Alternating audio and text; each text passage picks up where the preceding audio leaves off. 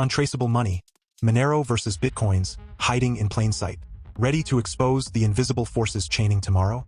Give this a like, share it wide, and subscribe or follow now.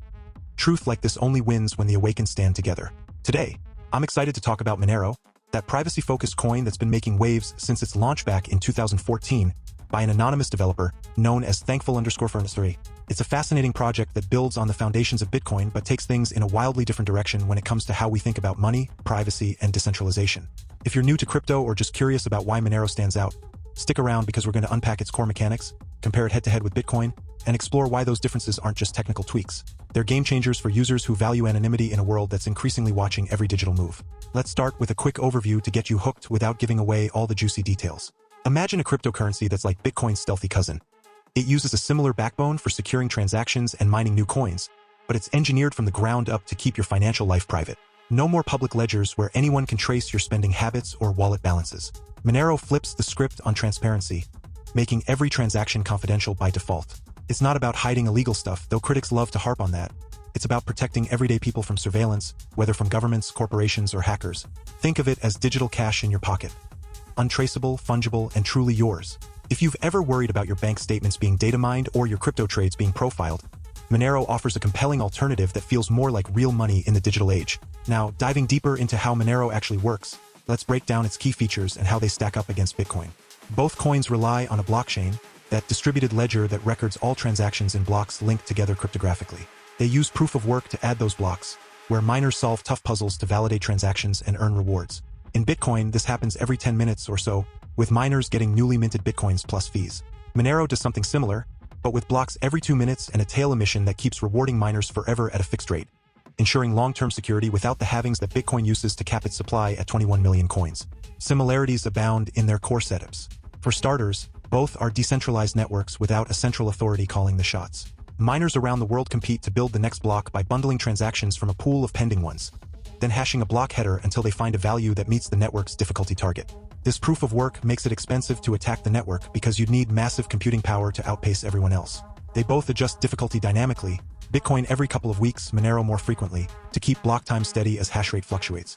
And in terms of incentives, miners get block rewards and fees in both, encouraging participation and securing the chain against spam or fraud.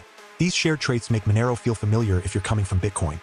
It's like they're siblings in the crypto family, both born from the idea that money should be peer-to-peer and resistant to censorship. But here's where things get really interesting. The differences in how they approach building and verifying blocks, and why those choices matter profoundly. Bitcoin's transactions are pseudonymous, meaning addresses are public, and anyone can scan the blockchain to follow money flows. It's transparent by design, which is great for auditing but terrible for privacy. Companies like Chainalysis make a business out of de-anonymizing users by linking addresses to real identities through exchanges or IP data. Monero, on the other hand, bakes in privacy at the protocol level with tools like ring signatures, stealth addresses, and confidential transactions. Ring signatures mix your real input with decoys from past transactions, creating a group where the true signer is hidden. It's like proving you own the funds without revealing which one in the ring is yours. The sender's software picks those decoys randomly from the blockchain, and the network enforces a minimum ring size to boost anonymity. Stealth addresses generate a unique, one-time address for each receive, using the recipient's public view key and a random factor. Only the recipient can scan and detect their funds with their private key. And confidential transactions hide amounts using commitments that let the network verify math without seeing numbers. No more knowing if someone sent 1 XMR or 100. These privacy features change everything when building a block. In Bitcoin, miners just hash the header with SHA-256, a fast, parallelizable algorithm that's led to ASIC dominance, specialized chips that centralize mining in big farms. Monero uses RandomX, a memory-hard algorithm that generates random programs per block, requiring fast access to large datasets, which favors everyday CPUs and resists those ASICs. This keeps mining more accessible, preventing a few players from controlling the network. Verification in Monero is heavier because nodes check those rings and proofs, but it ensures true fungibility. Every XMR is identical, unlike Bitcoin where tainted coins from hacks can be blacklisted. Why do these differences matter? In a nutshell, they address Bitcoin's biggest blind spots. Bitcoin's transparency invites surveillance capitalism.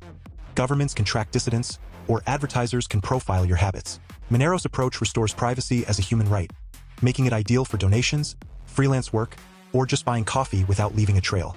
But it comes with trade-offs. Bigger transactions slow the network, and that privacy can attract bad actors. Though Monero's community argues the benefits outweigh the risks, RandomX's ASIC resistance promotes decentralization, reducing the 51% attack vulnerability where an attacker with majority hash rate could double spend or censor. Bitcoin's high barriers make such attacks rare but catastrophic. Monero's lower hash rate saw a recent scare in 2025 when another project's miners temporarily took over, orphaning blocks in what they called an experiment. It highlighted motives beyond profit like ego, rivalry, or testing vulnerabilities, since crashing trust destroys value. Hidden agendas could include sabotaging privacy coins to favor traceable ones, or geopolitical plays to undermine anonymous finance. Shifting to the bigger picture, Monero embodies themes of empowerment and resistance in the crypto space. It's not just tech. It's a statement against the erosion of financial privacy in our data-driven world.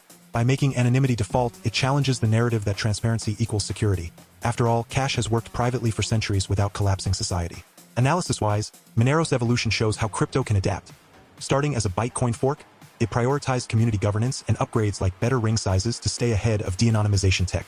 Compared to Bitcoin's store of value focus, Monero pushes for medium of exchange utility, where fungibility ensures it's spendable anywhere without prejudice. This matters because as regulations tighten, think IRS tracking or EU bans on privacy wallets, Monero represents a bulwark for individual sovereignty. Yet, it's not invincible. Scalability issues and energy use in proof-of-work spark debates on sustainability, echoing Bitcoin's own environmental critiques.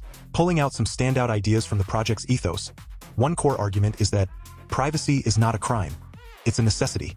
Another, true decentralization means resisting centralization in hardware, not just nodes.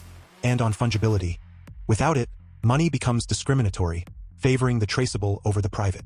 These aren't just slogans, they drive Monero's design, ensuring every user, from activists to average folks, can transact without fear. Wrapping this up, if you're intrigued by crypto beyond hype and want something that prioritizes your freedom, give Monero a serious look.